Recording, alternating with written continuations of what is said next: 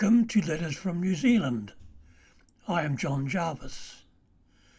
I suspect that it was our cousins from across the ditch that named our country the Shaky Isles.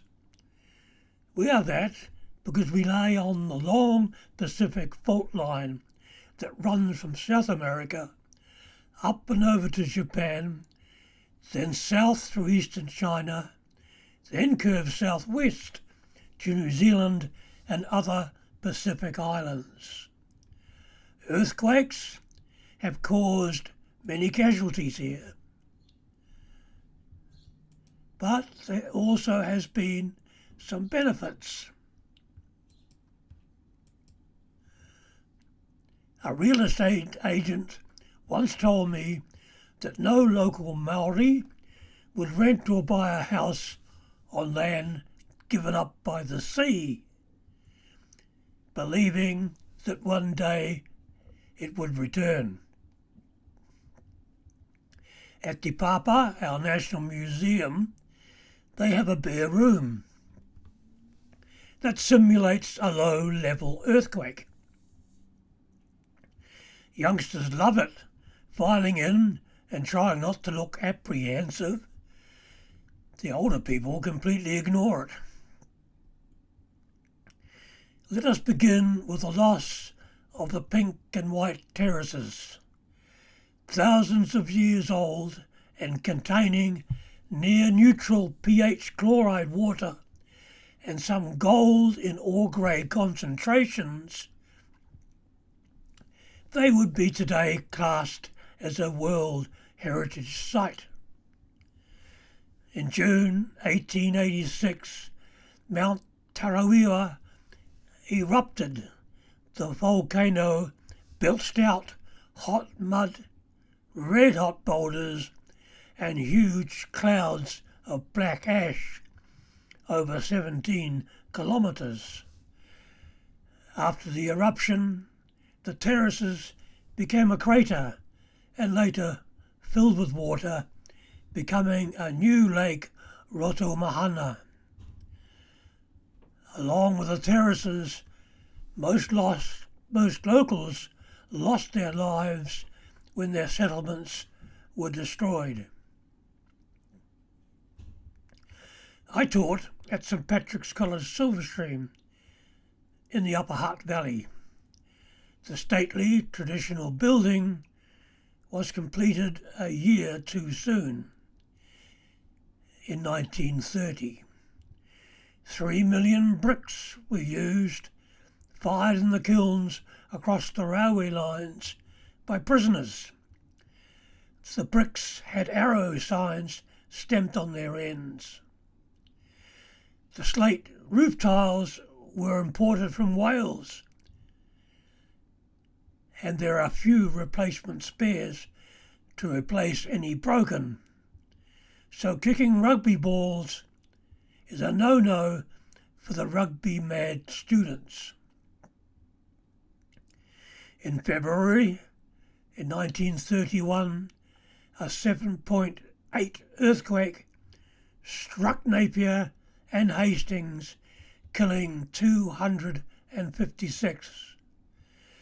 Many died in the fires that surged through the city. It remains New Zealand's deadliest natural disaster. Napier was wiped off the map. That had to be changed now that large areas had lifted up over 2 metres. Fortunately, the Royal Navy ship HMS Veronica was in port and used its radio to call for help.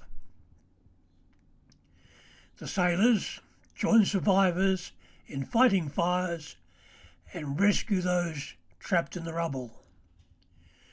2 cargo ships and 2 cruisers were dispatched from Auckland carrying food, tents, medicines, blankets and teams of doctors and nurses. The earthquake prompted changes in the building codes and the city was rebuilt in the then fashionable Art Deco style. St. Patrick's silver stream was given a reprieve, simply because there were no high schools in Upper Hutt. In 1988, strengthened by an internal steel skeleton and its cavity between the double bricks filled with damp-resistant concrete, it is said that one's status is indicated by the amount of steel beams in your room or workspace. Wellington's turn for new land occurred in January 1855. The Wairarapa 8.2 earthquake affected parts of Wellington, Cook Strait and Marlborough. Wellington had been extensively rebuilt after the 1848 earthquake using mainly timber, and there was only one recorded fatality. Wellington lost many of his jetties, but gained new shoreline further out into the harbour. Renovating the old Bank of New Zealand in the 1980s, about half a kilometre from the present shoreline, a barge was discovered and preserved. It had been used as a floating retail shop. Landslides and usually raised land allowed for a 4-lane highway and railway line to be built from Wellington to the Hutt Valley. The uplift allowed for the later building of Wellington's airport. Subsequent earthquakes over the years had caused continuing changing building codes, but we're not there yet. Following Christchurch's devastating earthquake and 2011, the BNZ built a new headquarters near the waterfront. The exterior held, but the internal floors pancaked. The building had to be demolished. Thank you for watching. Please tick the subscribe thingy at the bottom and keep in good health.